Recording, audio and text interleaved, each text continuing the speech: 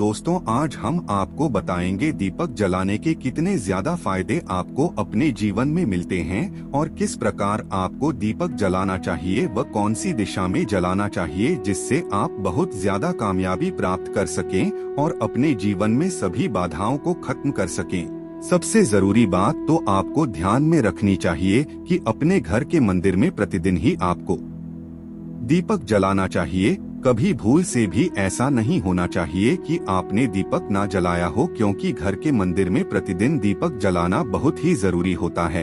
इसी से आपके घर से सभी नेगेटिव एनर्जी बाहर निकलती है।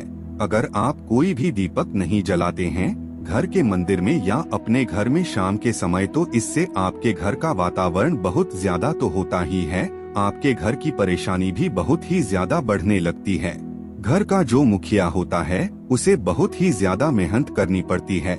इसकी वजह से परेशानी, डिप्रेशन और टेंशन में घर का मुखिया पहुंच जाता है। शाम का समय हिंदू धर्म में बहुत ही ज्यादा महत्वपूर्ण माना जाता है और जो लोग शाम के समय कभी भी घी का दीपक या फिर तेल का दीपक अपने घर में नहीं जलाते हैं तो उनके घर में हमेशा ही मुसीबत बनी रहती है। यानी कि एक मुसीबत निकलते हैं तो दूसरी मुसीबत में उससे पहले ही फंस जाते हैं और हमेशा ही धन की समस्याएं, परेशानियां बढ़ती रहती हैं। उनके जो बच्चे होते हैं वो भी उनके खिलाफ होने लगते हैं, उनका कहना बिल्कुल भी नहीं मानते हैं। इस तरह से घर का पूरा माहौल ही दुखपूर्ण होने लगता है।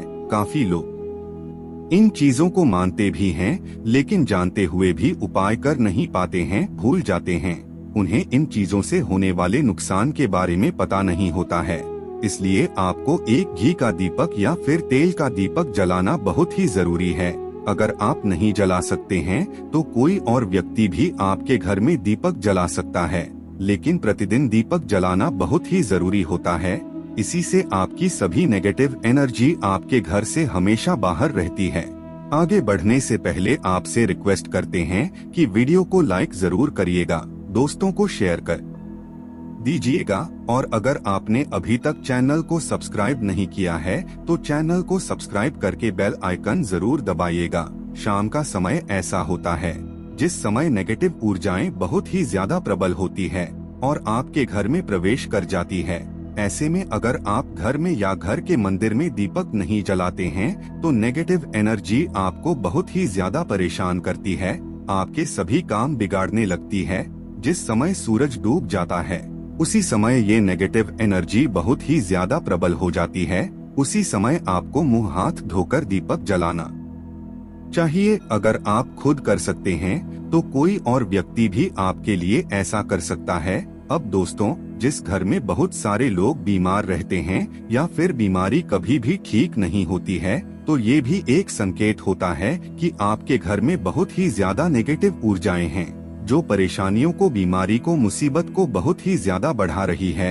इन सभी चीजों को खत्म करने के लिए आपको अपने घर में जब सूरज ढल जाता है तो उस समय घी का दीपक या फिर सरसों के तेल का या तेल के तेल का दीपक भी पूर्व दिशा में आप जला सकते हैं। लेकिन रोजाना इन चीजों को करना बहुत ही जरूरी है, तभी आपको इसके लाभ मिल पाते हैं।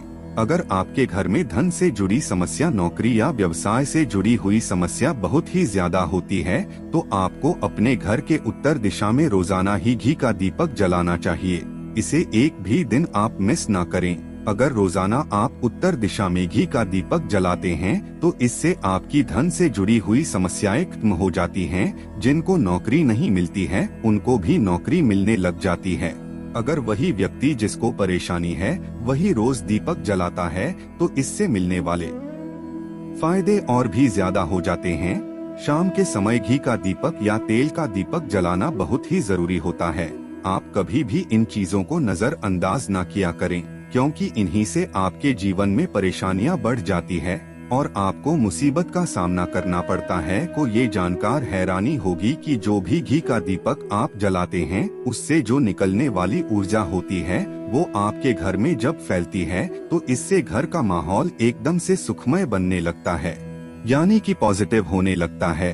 घर के सभी लोग शांति से रहने लगते हैं। इसी प्रकार से जो तेल का दीपक होता है ये भी जब जलता है तो इससे आपके आसपास जितनी भी नेगेटिव ऊर्जाएं हैं वो खत्म हो जाती है, क्योंकि इन दीपकों से निकलने वाली जो ऊर्जाएं होती है, धुआं होता है, वो नेगेटिव एनर्जी को बाहर निकालता है और आप आसपास के एनर्जी को पॉजिटिव बनाता है। तो ये बहुत ही जरूरी चीजें हैं। शाम के समय कभी भी आप इन चीजों को मिस ना किया करें, तभी आप अपने जीवन में सफलता पा सकते हैं और आपकी जितनी भी मनोकामनाएं हैं वो भी पूरी होती हैं।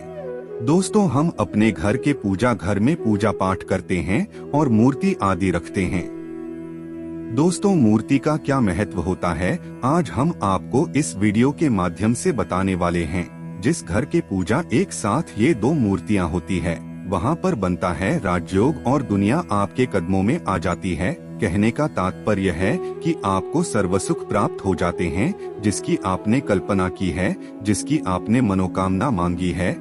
घर के पूजा घर में हम पूजा करते हैं, पूजा पाठ करते हैं और पूजा पाठ के माध्यम से कुछ चीजें देखने और मनाने आदि का प्रयत्न करते हैं, ताकि हमें उस पूजा का फल प्राप्त हो जाए और हम उसी अनुरूप घर अंदर मूर्ति आदि लगवाते हैं, ताकि हम उन देवी देवताओं का सुंदर मुख देख सकें और उनका आशीर्वाद प्राप्त कर सकें। लेकिन दोस्तों, अगर हम अपने घर के पूजा घर में इन मूर्तियों के साथ अन्य मूर्तियां भी रखते हैं, तो निश्चित तौर पर हमारी किस्मत बदल जाती है और देखते ही देखते हमारे जीवन के अंदर की सारी कंगाली समाप्त होने लगती है। तो बात करते हैं उन मूर्तियों के बारे में कि आखिर कौन सी दो मूर्तियां एक साथ में आपको रखनी चाहिए, ताकि उस सच्चा सर्वसुख आपको प्राप्त हो सके। और सबसे पहले अगर हम किसी मूर्ति की बात करें तो दोस्तों, अगर आप श्री कृष्ण के भक्त हो और बाल गोपाल की मूर्ति रखते हो, तब आपको भगवान श्री कृष्ण के साथ माता रानी राधा जी की मूर्ति भी आपको जरूर रखनी चाहिए। या श्री कृष्ण की अगर आपके घर में तस्वीर है, तो उसके साथ राधा जी की भी तस्वीर संयुक्त जोड़े के रूप में आपको लेकर आनी चाहिए। दोस्तों, ये प्रेम और एकता की एक ऐसी अनूठी मिसाल है। इस घर में इन दोनों की तस्वीरें होती है। समझ लीजिए, उस घर के अंदर किसी भी प्रकार का गृह क्लेश नहीं होता। पति पत्नी और परिवार जनों के बीच परस्पर प्रेम रहता है और घर में धन धान्य में अपने आप ही वृद्धि होती है। इसीलिए ये जरूरी माना गया है।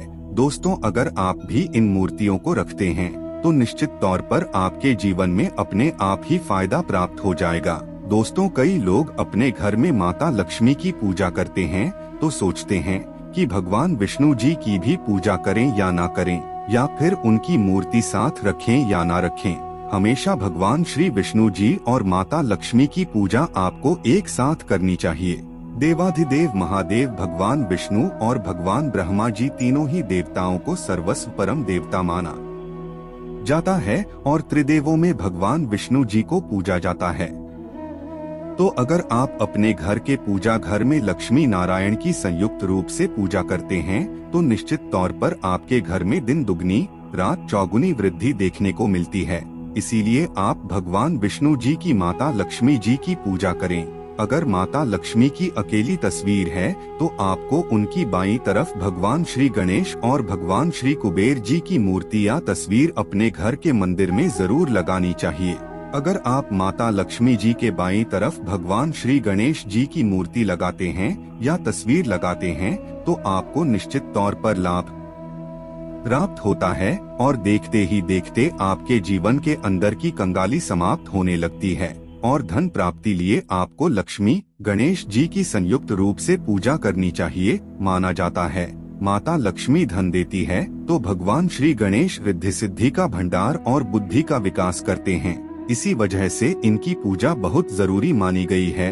और दोस्तों, कई लोग पूछते हैं कि अपने घर में हनुमान जी की तस्वीर या मूर्ति रखें या ना रखें, या उनकी पूजा करें या ना करें। दोस्तों, आपको निश्चित तौर पर हनुमान जी की अन्य देवी देवताओं के साथ में भी आप या तस्वीर रख सकते हैं। किसी प्रकार की कोई दो राय नहीं है कि आपके ऊपर हनुमान जी क्रोधित होंगे या ना होंगे। इसके अलावा आप प्रभु श्री राम की तस्वीर भी अपने घर के पूजा घर में रखते हैं, तो आप हनुमान जी की तस्वीर रखें या ना रखें, हनुमान जी के निमित्त किसी भी प्रकार की पूजा या पाठ करना हो, आप प्रभु श्री राम से कहें। दोस्तों, भगवान श्री राम के अनन्य भक्त हनुमान जी हैं और निश्चित तौर पर आपको उतना ही आशीर्वाद प्राप्त होता है जितना कि आपको मूर्ति या तस्वीर का पूजन करने से होता है, या फिर आप या करें श्री राम दरबार की तस्वीर अपने घर में लेकर आए और श्री राम दरबार की तस्वीर का पूजन करें, या उनकी मूर्ति या उनकी किसी प्रकार की कोई चीज आपके पास है तो आप उनका पूजन करें। इसमें सारे देवी देवताओं का आपको आशीर्वाद प्राप्त हो जाता है। हनुमान जी से लेकर माता सीता, भगवान श्री राम और अन्य देवी देवताओं का भी आशीर्वाद आपको प्राप्त हो जाता है। तो निश्चित तौर पर अपने पूजा घर में एक साथ आप ये तस्वीरें रख सकते हैं। आपके जीवन में राजयोग की प्राप्ति होती है। इसी तरह दोस्तों, अगर आप अपने घर के पूजा घर में या किसी अन्य स्थान पर अगर कोई तस्वीर रखना चाहते हैं और उसे लगाकर अपने घर में लाभ प्राप्त करना चाहते हैं, तो दोस्तों अपने घर में या पूजा घर में आपको निश्चित तौर पर त्रिदेवों की तस्वीर या मूर्ति एक ही स्थान पर लाकर जरूर रखनी चाहिए। ब्रह्मा, विष्णु और महेश, इन तीनों की संयुक्त रूप इनकी एक साथ तस्वीर अपने घर के मंदिर में या अपने घर में कहीं भी लाकर रख देनी चाहिए, माना जाता है। इन तीनों देवी देवताओं के एक साथ दर्शन करने मात्र से हमारे बड़े से बड़े विघ्न और बड़े से बड़ा कष्ट ऐसे ही समाप्त हो जाता है। इसी वजह से इन तीनों की एक साथ में तस्वीर या मूर्ति लाकर आपको पूजा जरूर करनी चाहिए। अब बात करते हैं कि कुछ ऐसी तस्वीरें होती हैं या ऐसी मूर्तियां होती हैं जिनको आपको अपने घर के पूजा स्थान ही नहीं देना चाहिए। अगर आपने इन तस्वीर या मूर्ति को अपने घर के पूजा घर में स्थान दिया तो समझ लीजिए कि आपको कंगाली का सामना करना पड़ेगा या फिर देवी देवताओं के क्रोध का सामना करना पड़ेगा। और एक बात बता दें कि मंदिर में कभी भी विषम संख्या में गणेश जी की मूर्तियां ना रखें, जैसे कि 1, 3 या 5 ऐसे रखना अशुभ माना जाता है। 2 मूर्तियों को एक साथ रखना शुभ माना गया है। अगर आप सिर्फ गणेश जी की मूर्ति रखते हैं तो इसके अलावा किसी भी प्रकार की मूर्ति आपको नहीं रखनी चाहिए। इन्हें स्थापित करते कि गणेश जी का चेहरा घर के मुख्य दरवाजे की तरफ होना चाहिए, ताकि आपको अच्छे और सच्चे धन लाभ की प्राप्ति हो। और इस बात का ध्यान रखें कि घर में अंगूठे से बड़े आकार का शिवलिंग आपको भूलकर भी नहीं रखना चाहिए। हमेशा एक छोटा सा शिवलिंग रखें और इससे ज्यादा शिवलिंग आपको नहीं रखनी चाहिए। वैसे तो दोस्तों आपको अपने घर में शिवलिंग रखना ही नहीं चाहिए, उसके बाद भी आप रखते हैं तो अंगूठे के आकार से बड़ा शिवलिंग आपको रखना चाहिए। आप छोटा शिवलिंग रख दें और ध्यान रखें कि एक से ज्यादा शिवलिंग आपको भूलकर भी नहीं रखने हैं। घर में अगर आप शिवलिंग रखते हैं तो शिवलिंग के ऊपर आपको तुलसी भूलकर भी अर्पित नहीं करनी है। अगर आपने शिवलिंग रख भी दिया है और तुलसी अर्पण कर दी है तो देवी देवताओं के क्रोध का आपको सामना करना पड़ता है। दोस्तों मंदिर में हमेशा अगर आप हनुमान जी की तस्वीर रखना चाहते हैं, आप हनुमान जी के अनन्य भक्त हैं, तो बैठे हुए हनुमान मूर्ति रखें। बजरंग बली रुद्र भगवान शिव के अवतार हैं, इसलिए उनकी भी शिवलिंग की तरह ही मूर्ति रखें। साथ ही जो पति पत्नी होते हैं, वैवाहिक जीवन आपने नया स्टार्ट किया है तो हनुमान जी की मूर्ति या तस्वीर अपने कमरे में, अपने बेडरूम में आपको भूलकर भी नहीं रखनी चाहिए, अन्यथा आपको आपके जीवन में कई प्रकार के दोषों का सामना करना पड़ता है। दोस्तों हनुमान जी ब्रह्मचारी है तो इस बात का आपको ध्यान रखना चाहिए। दोस्तों कृष्ण की मूर्तियाँ अगर आप जैसे अपने शयन कक्ष में सोते हैं और वो अपने बेड के सामने की तरफ रखी है कि जैसे ही आप सुबह उठे और आपको उठते ही पहले उनके दर्शन हो जाए तो समझ लीजिए कि आपका जीवन मालामाल होने वाला है। किसी भी प्रकार का कोई दुख दारुण्य आपके जीवन में नहीं रहेगा। इसी तरह अगर माता दुर्गा की तस्वीर आप अपने घर में लेकर आना चाहते हैं और चाहते हैं कि माता दुर्गा की तस्वीर के माध्यम से आप अपने जीवन में समृद्धि देखें, तो दोस्तों भूलकर भी आपको माता दुर्गा की क्रोधित अवस्था की तस्वीर जैसे कि महाकाली की तस्वीर हो या फिर महिषासुर का वध करते हुए या क्रोधित अवस्था में माता लक्ष्मी की माता दुर्गा की तस्वीर लाकर आपको उनकी पूजा नहीं करनी चाहिए। हमेशा शांत और सुंदर मुख वाली तस्वीर ही अपने घर के अंदर लाकर पूजा करनी चाहिए। दोस्तों इस बात का ध्यान रखें कि अगर आप अपने घर में मूर्तियां रखते हैं तो आपको इनको भूलकर भी टूटे हुए नहीं चढ़ाने चाहिए। बेहतर होगा कि आप हल्दी में चावल को पीला करके वो चावल चढ़ाएं।